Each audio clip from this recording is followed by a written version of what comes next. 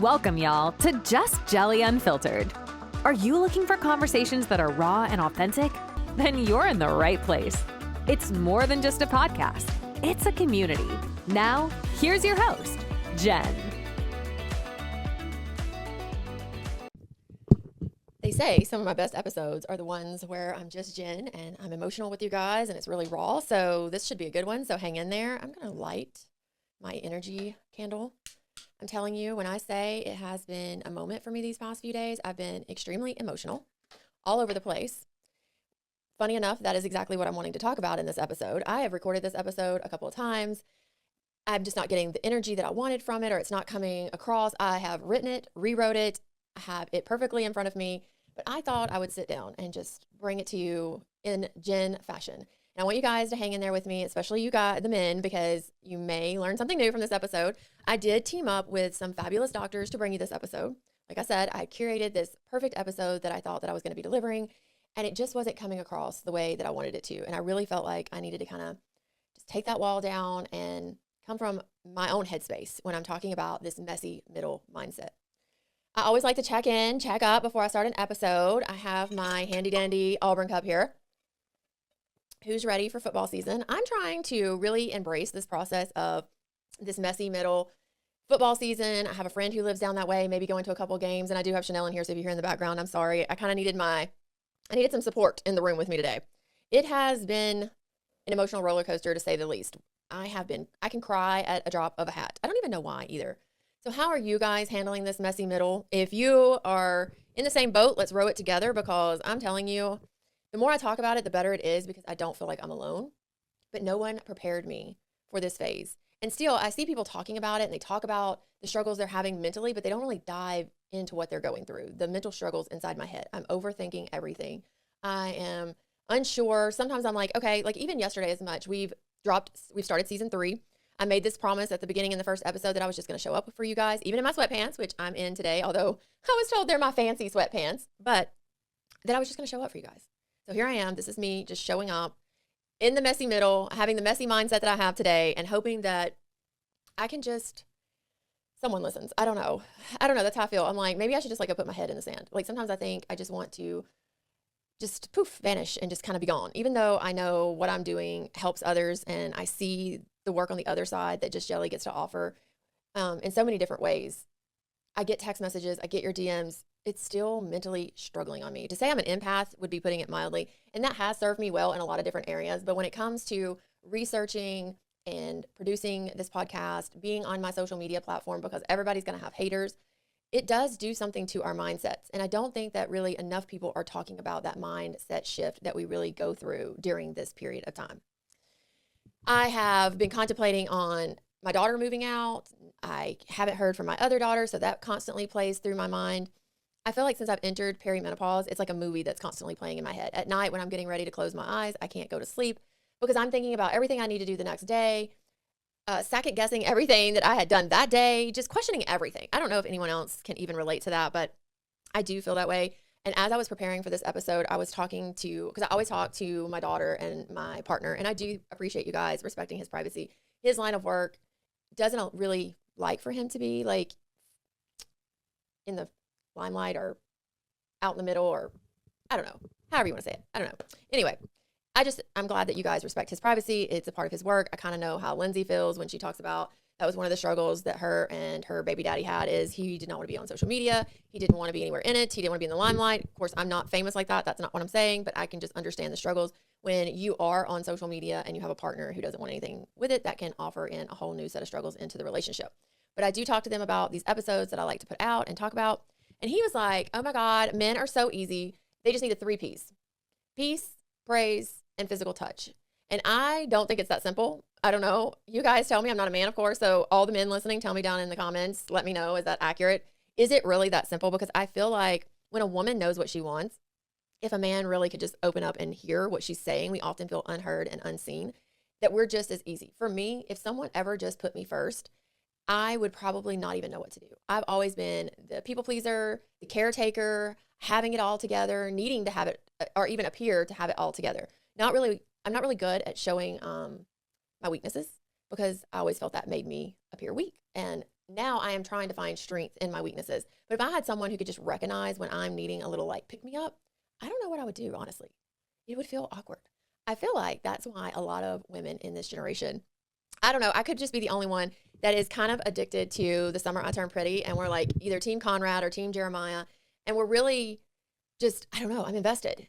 My thought process behind that is we were so often taught, we go through all these different chapters of life. You graduate high school, you graduate college, and you kind of think you're supposed to have it all together by now, right? Then we're looking back and we're seeing our younger version of ourselves going, oh, we would have made this choice or we would have done this differently. And we're really contemplating all of our life choices. And then we see this TV show like The Summer I Turned Pretty.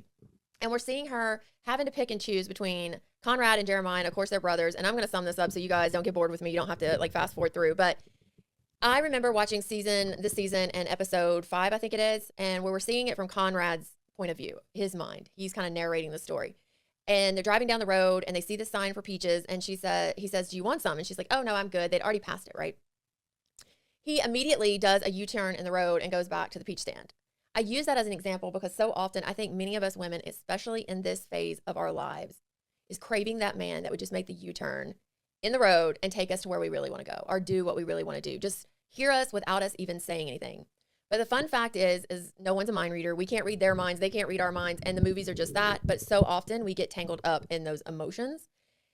And that's kind of where I've been living these past few days. As hard as it is, I am married to a wonderful person. I know we love one another, but I have different interests than he does and vice versa. And just finding that compromise and getting to know each other again as a couple can be a struggle because we're becoming empty nesters, which is frightening to me. I always think of that Matthew McConaughey movie of where it's like failure to launch. And the dad is in the room and he's over like the fish pond or fish tank or whatever. And he's butt naked. He always wanted a naked room, right? I'm like, is that really how it is when we become empty nesters? Are we all of a sudden going to wake up and not know each other anymore because we went through the honeymoon phase, the parenting phase, and now it's like we don't even know who we are. So not only do we have to rediscover who we are as individuals, but as a couple. So I don't think it's quite as simple as either one of us wants to put it as, oh, if a guy would just, or if a man would just listen to us, or if we just have these 3 Ps. I don't think it works that way for either one of us. And I say that to say, because I want to start out by really just naming what we're going through, which is women are going through the perimenopause and menopause phase, and men are going through the andro phase. And I didn't even know it had a name, neither did he. I think it's just basically Mother's Nature way of just keeping us on our toes. And this is a phase we don't see in the Hallmark movies. They make it look like it's all like rainbows and sunshines and our white knight's going to come riding in and save the day, right? We're not hearing about how we're crying over a TV show like The Summer I Turned Pretty because Conrad is madly in love with this woman. We're all emotional because we really just want to go back and tell our younger selves, hey, it's okay. You're going to make dumb choices, and kind of let that younger version of ourselves really know everything that we know today. But we can't go back in time, right? But for some reason, those thoughts are running through our mind. We're overthinking everything. Sometimes I cry over the thought of, oh, my dog is 5 years old. What am I going to do when she's 15? And I'm thinking, I still got 10 more years, but I'm already overthinking that. So just going from crying to happy, sad, to then feeling like we're hot and cold, taking on our sweatshirts, putting them back on, and people looking going, oh, that's just her new norm. She's just aging. It's part of the process. That's just her. Meanwhile, we're not even recognizing that our men are standing there with the refrigerator door open, pondering all of their life choices like it's holding the meaning of life in this refrigerator, thinking, why is he standing there? Actually, we probably start fussing at him of like, oh my God, why are you standing there with the fridge open for 15 minutes? Not even realizing that he's probably going through something all on his own. He's standing there also wondering like, I just had 4 cups of coffee and normally I've done worked out, put in a full day, had meetings, go, go, go. And now I'm exhausted at 10 a.m. and I don't know why. Our bodies have been on go, go, go. That's been another huge adjustment that I've been having to go through is just being on all the time to now I'm not on that on. I don't even know if I can get on, if that makes sense. Like I'm having a struggle some days my mind tells me I want to be on and I want to go, go, go. And that's what I'm used to, but I can't physically go, go, go, go, go. And that is weighing on my mindset and changing my direction and how my whole day develops sometimes. Like, hey, I was proud. I put on my fancy sweatpants today. Some days that is my celebration, is that I got up and I'm even showing up with you guys or that I'm here and able to have a conversation because I can't even process some days. That is how much of a struggle that this has been, not only on me physically, but mentally. And that's what I want to talk about today, is the mental hold going through these phases has on us, both as men and women, and the strain that it can put on not only long-term relationships or marriages, but our friendships and the way we're acting with our kids. It impacts not just us, but everyone around us, and not enough people are talking about it. I see people online, and it is starting to become a little bit more talked about, of the hot flashes or what your woman may be going through. Look it up. Like I'm seeing these creators start trying to bring some light to it. But I want to just give a little bit of a different perspective from someone who's going through it. And I have felt like I've been going through it for the past maybe couple of years, not just in the past 18 months, like I want to say. I think that's just when it was officially diagnosed. But our hormones are literally doing cartwheels. It's all over the map. You don't know if you want to cry, cuddle, or have hate sex. It really is that shift all in one. Like that can all happen in 60 seconds. I am not even talking about over a matter of time. I'm talking about within our minds in 60 seconds, we can think all those thoughts at one time. So I wanted to discuss like real stats, talk about my own struggles and where my relationship has really played a part, and just offering some tips that my therapist and these team of doctors have given me to offer you guys and see if they help. So let's just dive right into it. It's one of the most underfunded, understudied areas in men and women's health, which I couldn't even comprehend because I'm thinking women and men have been going through this for years. There should already be something, a patch, a pill, a shot, something, right? No, only 22% of women actually seek help during this time and only 15% of men. So not a lot of us are even talking about it with our primary care, our OBGYN, or our physicians, which is alarming in itself. This episode was important to me because I have seen a lot of people online talking about how they've either moved out of the family home and separated from their significant other, thinking of going through a separation, asked for a divorce during this period. And it got me thinking of like, why? Why is this called like the gray divorce period? 40% of divorces actually happen during this time. I had to just take a step back and think, what is going on? Here's why I and a team of doctors have came up with the conclusion of women are starting this phase at the age of 35, as early as 35, and it lasts 5 to 10 years. That seems wild to me. That means I have like 5 more years to go, ladies and gentlemen. I'm sad to think that. Maybe that's why I've been so emotional, is trying to get this episode out and thinking, God, I got 5 more years of this shit. Because when I was diagnosed or told that I had perimenopause, honestly, I'd had a full hysterectomy at 26. I thought I was going to skip this whole phase. I was living in La La Land. I don't even know what I was thinking. I don't know. It's wild. But I entered it. I was told. And when I came home, I made the announcement, hey, everyone, I'm in perimenopause. We had no clue what the shitstorm that was about to hit our house was going to be like, right? Or I should say the snowstorm, because it's on 65 degrees at all times. I'm hot and cold. So when I'm cold, I have blankets everywhere. I'm all about blankets, sweatpants, sweatshirts. I layer up to strip back down. I'm emotional. One of the hardest things that I did, that I had to process, is I've always had a social calendar. Again, back to that, I was go, go, go. I had a social calendar. I was going to parties, hosting parties. I was on. I had it all together. Was not having it all together anymore. Not being able, or not even feeling like I wanted to get out of bed some days, let alone go host a party or socialize or have a conversation. Then we're entering this at such an early age. We're going through all this change. Our friends and partners, spouses, they have felt like, what is going on? Not understanding what's happening, because we don't even understand what's happening. Maybe they have felt neglected, rejected, forgotten about. All these emotional things can take a toll. Take a toll on you because you're feeling pressure from your friends to socialize, or from your spouse to be intimate. And you're like, I don't even want to be touched. My body hurts from head to toe. I have a migraine. And you finally you've got 5 or 10 years, right? Now we're like in our 40s, 45. We're getting a little bit of a footing back underneath us after having the rug just pulled out. Then our men start entering this andro phase. They usually typically enter this phase around 45 to 55. So we've already started. We're midway through the race, and they're just now starting. It is the gap. It's this emotional gap in between when we're starting and when they're beginning, when we're ending, and when they're kind of in their crisis mode, that not a lot of people really talk about or acknowledge. Men are scared to acknowledge it. And for this can create a dangerous emotional gap in marriages. It can make one partner feel rejected, empty, start looking, resentment kind of can grow, anger, and then one or the other, because as I was looking at the statistics behind this, infidelity is just not a man thing. It used to be, oh, he's driving the Corvette, he's got the pretty blonde, he's hit midlife crisis. It is just as much the women now seeking things in unhealthy places. And we don't see this in the movies. Hallmark ain't talking about this. Lifetime's not talking about it. Honestly, if I was a director, if I was over a TV network, I would right now take 10 women, 10 men, and I would be creating a reality TV show around menopause and the truths behind it, because people would watch it. Because no one's talked about this. It's a generational thing. Our grandmothers, our grandfathers, our moms, our dads, none of them were talking about it. We're not seeing it in the movies. We're not seeing it in reality TV shows. I don't even know how some of these people do reality TV. I start thinking about these housewives and we wonder why they're arguing, fighting, why most of the marriages have gone through divorces after they get on TV. Can you imagine having a TV crew at your house on the days you feel like garbage and you don't want to get up, let alone go to glam? I can completely see Why? A lot of them feel like a train wreck after going through this. And for me, it didn't happen over like years. It was like I just woke up and my thoughts had changed, my priorities was evolving just without really any warning, which just left me feeling confused, frustrated, sad, angry, mad, all these things at one time, going, what is going on up here in this mind of mine? It's a scary place up here. But some days it felt like it was a fried egg, which is not normal for me. I've always had a great memory. I've been able to write it, say it, and usually have it memorized. Now I have to have notes. I found myself struggling to remember names. I host a large ladies group here in town. New ladies would join. I'd have to recite the name like 10 times and try to relate it back to something that I already had in my memory just to remember their name. And I felt so like lost.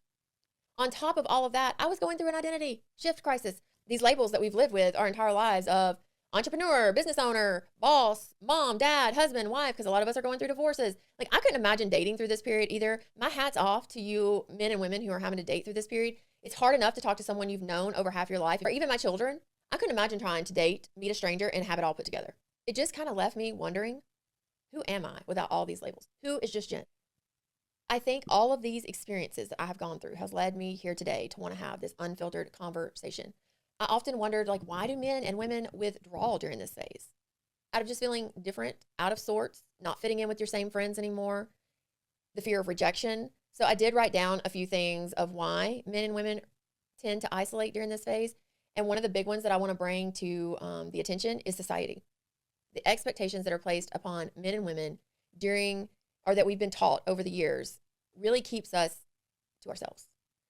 Men are often taught, hey, man up, be strong, stop crying. Oh, you're just a baby. You're too emotional. So men typically internalize all of this and they think it's a failure.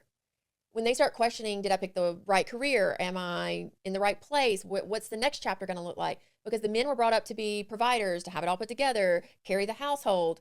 And when they don't feel like they have it all together, they feel like a failure. I will say, and this, like I said before, I think I mentioned it a little bit earlier in the episode, but it's a generational thing. They didn't hear their dads talking about it. They didn't hear their grandfathers, uncles. They weren't standing around the bonfires or fishing on the boat going, hey, son, by the way, I felt like crap and I cried the other night and it's perfectly normal if you start going through this. No, the men in the family aren't talking about it. And it feels strange a lot of the times to be the black sheep of the family. I'm the black sheep of my family, to take a stand and start talking about things that no one else in your family has really talked about. I will say the good news is I have started hearing that a lot of men are beginning to open up and talk about their own struggles, or even noticing the struggles that their wives are going through. And like, hey, men, if your wife is between this age, go look up. This is probably what they're going through. So hopefully we're starting to shift that mindset of vulnerability equals weakness, because it's not. It can be a strength. And even as a woman, I struggle with that. I always felt like if I showed my vulnerable side, if I'm crying, like I think to myself sometimes when I see people on social media crying, I'm like, I'd rather go just close my closet door, cry by myself, and come back out, wipe my tears away, and then go make a cute TikTok. Because if I let people know I cry, then they're going to know they can hurt my feelings. So it's a coping skill that a lot of us, and I think even more so within this generation, has implemented as a trauma response. I know for me, I was brought up to, you're supposed to have it all together. I talked about this in a previous episode of, I used to tell my kids, hey, we can argue within these four walls, but when we step outside, we're going to look like the Brady Bunch. We have to have it all together. I would like to say that's getting better, but honestly, I feel like I would be even more stressed out today in 2025 if I was having to start over with kids and a family to keep up with those Pinterest moms or some of those parents I see. I see this one woman on TikTok. Her parties are beautiful. They're so elaborate. She makes everything from scratch. She did one for the Masters and she had like fake sod on her table. They're beautiful, and hats off to her. But for the ones that can't necessarily reach that level or can't keep up to that level, not because we don't want to, we just mentally or physically aren't there, can make us feel like failures. Women are still gaslit today about their pain mentally. There's this stigma around when a woman says, I'm struggling mentally. A lot of times it's brushed off as, oh, you're just getting old. It's part of life. You're too much. You're too extra. You're overreacting. It's just hormones. Oh, you're too sensitive. And I would like to say that people don't use that as a weapon, but they do. If they know that that's one of your triggers, is being told, oh, well, you're just you're just going crazy, or you're too much, you're too extra, people will use that against you as a weapon. And because of that, because we have been labeled dramatic, needy, unstable, we have put in survival mechanisms to just not deal with it. I feel like that's why we go back to that earlier statistic of only 15% of men and 22% of women actually talk about their struggles and needing help out of fear of just being judged. We've suppressed it. It's easier to sweep it under the rug, out of mind, out of sight, versus talking about it. It's those emotional patterns that we're trying to overcome, but it's difficult. Those are probably some of the most challenging generational curses to break, are those that we've been taught, brought up by. It was difficult to talk about this with my kids when it came to having the sex conversation or religion or my struggles with my mental health, because my grandmother wasn't talking about it, my aunts, my uncles, my mom, no one in my family was talking about it. It was, you just have it all together. Depression wasn't something that was brought up on Sundays. We didn't talk about depression, abuse, burnout. And I feel like burnout is even more so today than ever. And the traumas that we've undergone, no matter how big or how small. I talk about this in season 2, how trauma may not have necessarily been something that's this huge thing, but to you, it affected you, and dealing with that. So naming it. So if you haven't listened to those episodes, please do go back and do so, because it's a domino effect. Our mental health sometimes can feel just so heavy because of the generational curses, society, or maybe we are on social media and we don't want people to know our weaknesses, that we just isolate out of silence. I'm an avoidant attachment. So I'm avoid, avoid, avoid. I would say if you haven't learned your attachment style, read the book Attachments. I think that would play a huge role when we're going through this as men and women.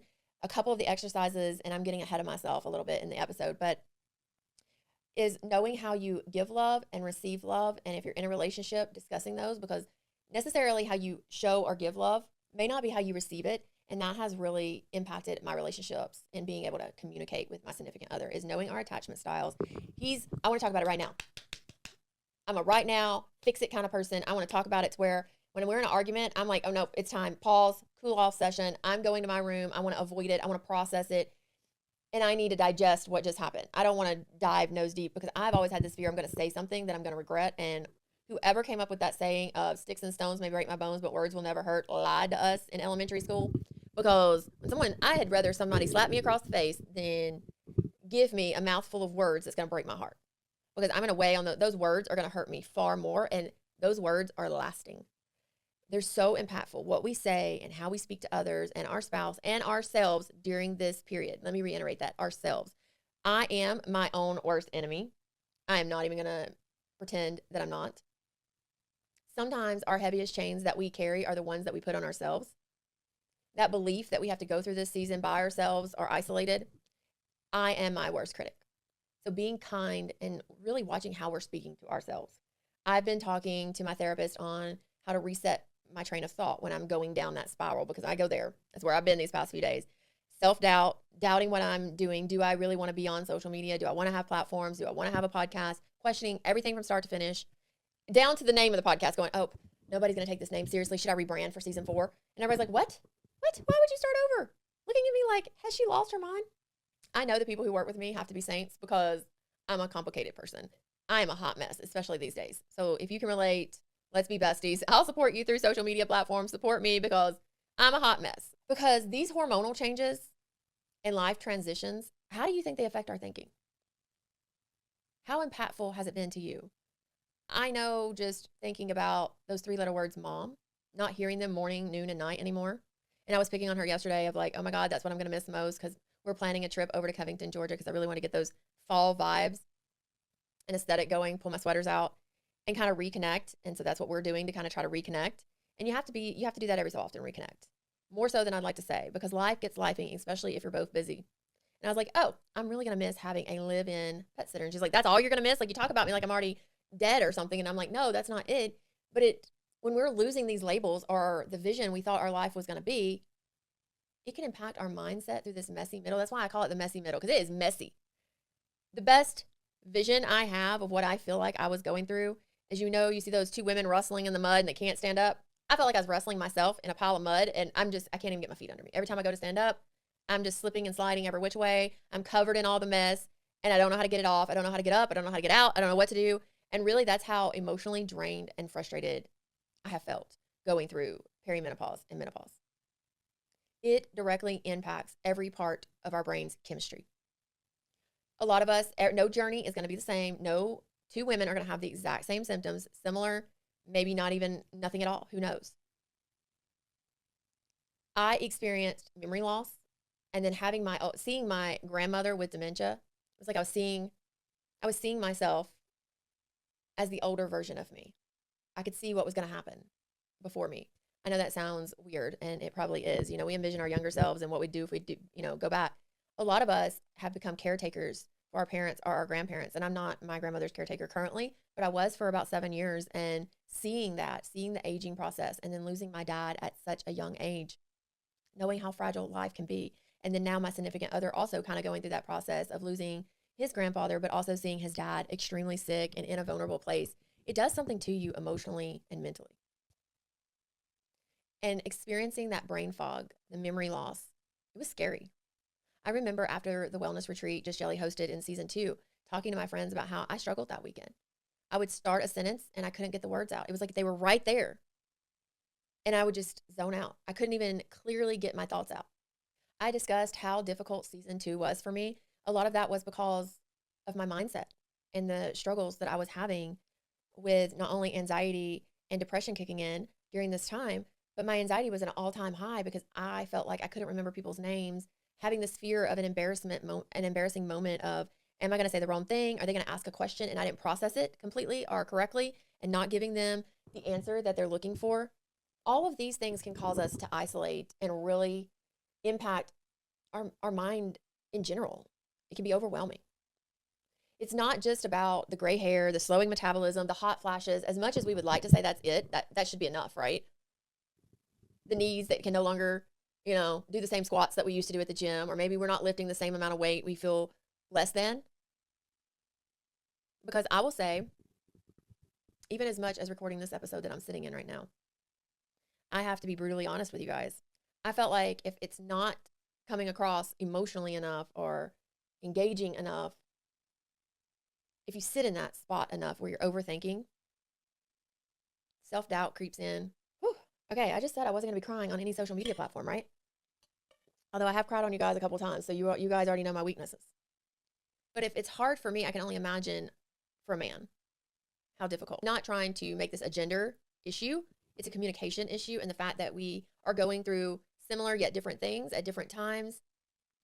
And that gap could be causing a lot of the issues that we're having in marriages today, and why 40% of us are getting divorced during this period, are not talking about it, causing us to look or search for things that's going to be harmful to other people. I felt so horrible. Now, I don't know if any of this had anything to do with Teddy from The Real Housewives of Beverly Hills. I'm sure you guys have all seen that, where she had cheated on her husband. And then she just recently did a podcast last month on how she thought, because she has cancer and she had hurt so many people by doing something and seeking in a place that wasn't the healthiest choice, that now she's being punished. See, I told you I'm an empath. I take everything in. And I was just thinking to myself I do not believe that that's why she's being punished. Let me just say that real quick, because I don't think that's why she's being punished. I don't think that at all. But I do think that maybe she went searching in other places because we weren't aware of what was going on during this period, because she's at that age where we're questioning our life choices.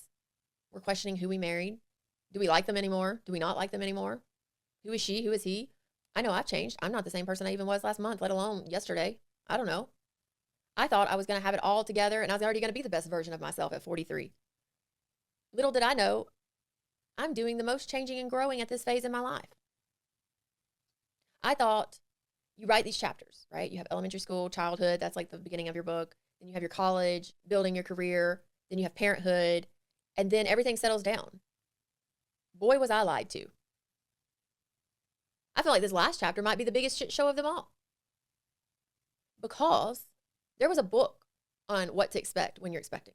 There was people out there talking about the struggles they faced when they went off to college. But there wasn't anyone coming and saying, okay, read this book. My doctor's sitting there telling me you're in perimenopause after telling me, but your hormone levels are normal for your age. Who the hell defines normal? What is normal? Do we know that? I don't know. I'm legitimately asking, like, who the hell knows? Sorry, I don't mean to cuss. It's just frustrating. It's a frustrating process. And it's sad that things that used to not bother me would just roll right off my shoulders now irritate me to death. Sometimes it could just be the way he chews or breathes. Sometimes I could just walk in the bedroom and I can, because I already have like a heightened sense of smell. And I'm like, what'd you eat for lunch? I can smell by the time I open up the door what he ate for lunch. He's like, oh, nothing. I'm like, no, it stinks. It smells like a man cave in here. What is happening? Having candles lit in every room because I can't stand the smell. No one talking about our nervous systems just being so stimulated from the hormones, the transitions, the life changes, doom scrolling on TikTok, that everything's going to bother us now. But for men, they're going through the same thing, but on lockdown. We're expressing our emotions, but we're too emotional. A Harvard study showed that 45% of men and women reported wanting to restart during midlife, feeling empty, like they were missing out on something. And 33% reported having anxiety and depression during this phase. In that same study, it did show that men are at a higher risk for emotional withdrawal during their midlife crisis behaviors. So how can we change this? How can we normalize talking about it? Doing what we're doing right now, having these unfiltered conversations. That's how we can change it. And when that self-doubt of why do I do this or why do I put myself out there, because it's not financially, let me tell you, I live debt-free, I'm financially stable. It's not because I need anything additional in life. It's because when I was in Boston, this woman walked up to me when we were at Ruth Chris. She said, "You're the host of Just Jelly, aren't you?" Yes. Actually, I was probably the most socially awkward person during this moment. This is one of those moments of where I'm trying to process and my brain is not calculating. And I'm wondering, is she noticing how awkward I am? And then, because I'm already overthinking, am I socially awkward? I probably am socially awkward at this point, but I'm trying to not act like I'm socially awkward. I don't know if anybody else has social anxiety, but I went from wanting to be at concerts with, I don't know, thousands of other people to I didn't even want to be in the room with another person during this phase. But she walks up to me and she said, "I just want you to know that I listened to your boundaries episode and it really did help me start setting boundaries in my relationships. And I now listen to all your episodes and I think what you're doing is amazing. And I love that you're trying to help reach other women who may be struggling alone or in silence." So I have to go back to those positive moments when I'm having that internal dialogue. But when our internal dialogue and our external worlds are changing, it can make it so difficult to reach out. I know it did for me. And like I said, I'm extroverted. I just assumed that my friends aren't going to understand. I'm going to look crazy. No one's going to know what I'm going through. It was just I thought I was protecting myself. So I just cut off all those possibilities. I thought if I don't put myself in those situations, then I don't have to worry about it. I'll just isolate. The struggle with that is when we stop communicating with our significant other, our friends, they start assuming. Assumption sets in. Like I like to say is we like to fill in the blanks, right? Because we are not getting told what's happening. We can only assume he doesn't like me anymore. She doesn't like me anymore. I'm not a part of the it group because I'm not getting invites. Never really taking a step back, wondering like, how could I have done things differently or what maybe I did to cause this? Then it's just, again, makes us even, it puts us in shutdown to be even more isolated. I want to give you a few tips that my therapist gave me that kind of helped me through this period. And I'm not saying I have it all together. That's the whole point of this episode, and why it's probably a hot mess is because I wanted to be very open and vulnerable about the struggles I have faced mentally. I isolated, I was depressed, and I had struggled with depression before in my life, but not to this extent. Sad but happy and not knowing why can be a very confusing place to sit in. Struggling to even know who I was as a person, not knowing who I was really. I've always had these labels. To my anxiety flaring up at an all-time high of where I didn't want to go out, I didn't want to socialize, I didn't want people around me because out of fear of just maybe saying the wrong thing, not even anything that they have said or done, just my insecurities. I say all that to say that these are just tips and tools. If you are struggling to the point that you're not getting out of bed or up off the sofa like I was, there is no shame in asking for help. Had I not gotten up and, well, I don't know that I actually got up. I was kind of forced to get up because I work, I have people that depend upon me. I had to get help. I'd probably still be on the sofa. And we probably wouldn't be doing season 3. I'd have probably just canceled it and we'd all been missing out because you guys have become some of my best friends. Here are the few tips that I have for you guys. And I did write them down because I want to make sure that I relay them properly for you guys because there you go, that menopause brain. But get to know yourself, reintroduce yourself to you, and start by making a list of what makes you happy, who makes you happy, and the pros and cons. Don't be so quick to cut off those relationships just because maybe they're not making you happy in the moment. My therapist really wanted me to make sure I focus in on that for you guys of saying if you are putting, I don't know, Ted's name down or maybe Ted is putting Julie's name down, dive into why you're unhappy in that relationship. Is it just because they're always late or is it because they're not meeting a need? And then communicate that with them. This 2025, we're too quick to isolate and cut people out of our lives that if we took a minute to really take a step back and process, we could salvage that relationship. I think any relationship, whether it's a friendship or a significant other, dating, I don't know. I think every relationship that can be saved should be saved. And the relationship with yourself is one of the most important through this process, is getting to know yourself and figuring out who you are, what makes you happy, and who you want in that life.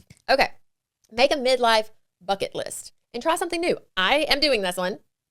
In June, Went into a bar, met 2 people, went to Salem for the day, best adventure ever, had the best time. The old Jennifer would have been too insecure to go into a bar by herself because I would have been overthinking, going, they think, look at her, she's so lonely, she ain't got no friends. Hey, I have figured out people think a lot less about us than we think about ourselves. July, I went ziplining, and I am deathly afraid of heights. But my daughter wanted to go, and I thought, I just thought back onto the Angel Landing hike of how impactful that was for them to see me doing something outside of my comfort zone, how encouraging that was for myself and for them, that I thought this would be a great way for us to have this bonding experience as mother-daughter.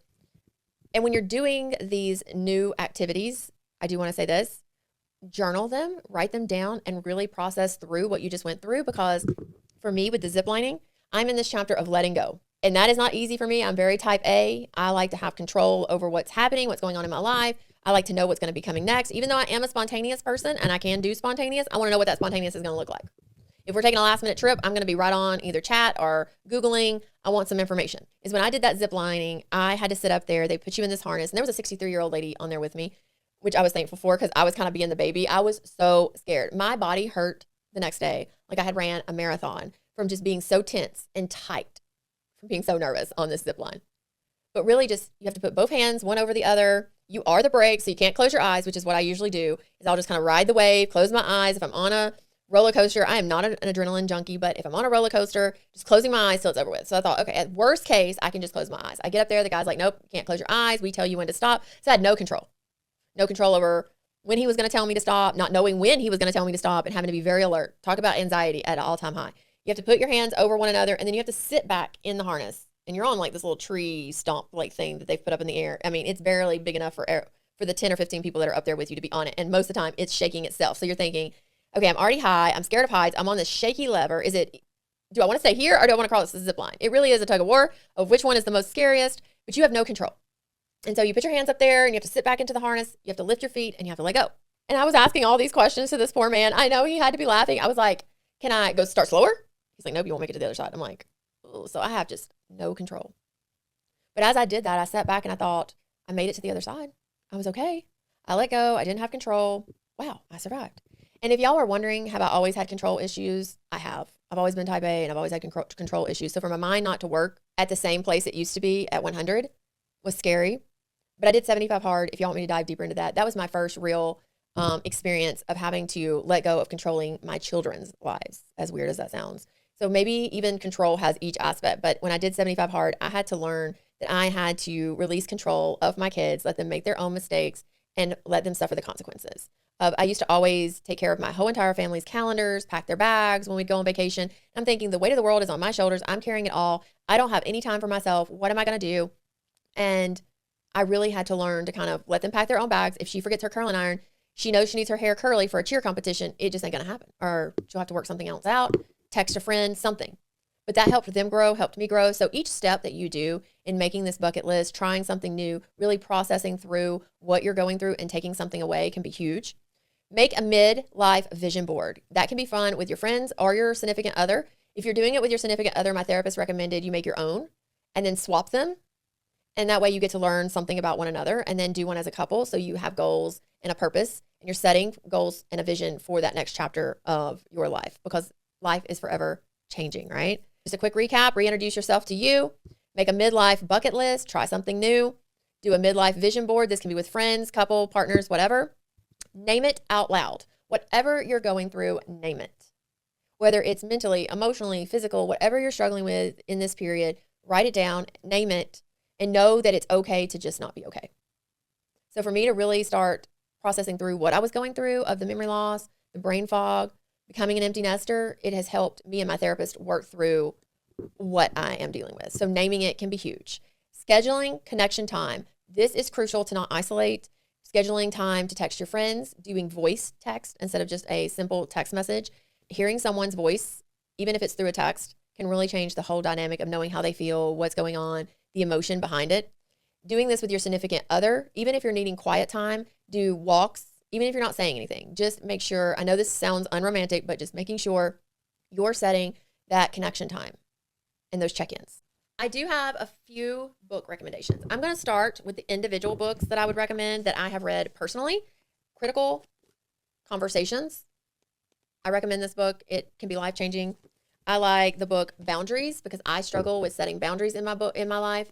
This is a great start. This is if you are struggling with really getting to know who you are. I did like this self-help book, The Let Them Theory by Mel Robbins. I don't agree with everything in this book. Let me just say that. But I do think there is power in saying just letting people be them, let them do them. I also like, I could not find it, but our attachment, it's called Attachments, and it teaches you about attachment styles. You can go out and do the 5 love languages to learn how you give and receive love. They now have kids versions as well because a lot of us are dealing with teenagers during this time in life and they're dealing with a bucket full of hormones. So knowing how to communicate with them and talk to them can be vital in maintaining those relationships. Here are a few books that my therapist recommended for menopause and andropause. Is the book for women, The Wisdom of Menopause. It's a holistic and empowering look at the emotions and hormone shifts of perimenopause and beyond.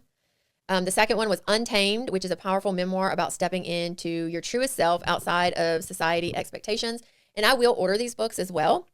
And I will read them and maybe do a book review for you guys. So let me know down in the comments, have you read them? Will you be reading them? And what your thoughts were if you did read them. The New Menopause, it's a modern science-backed book. It helps with managing the symptoms and thriving through midlife. Books, here are a couple books for you men. Hopefully, if you've stuck around with me this long and through this episode, I appreciate it. I love y'all. Hey, I have one of the best communities I've built online.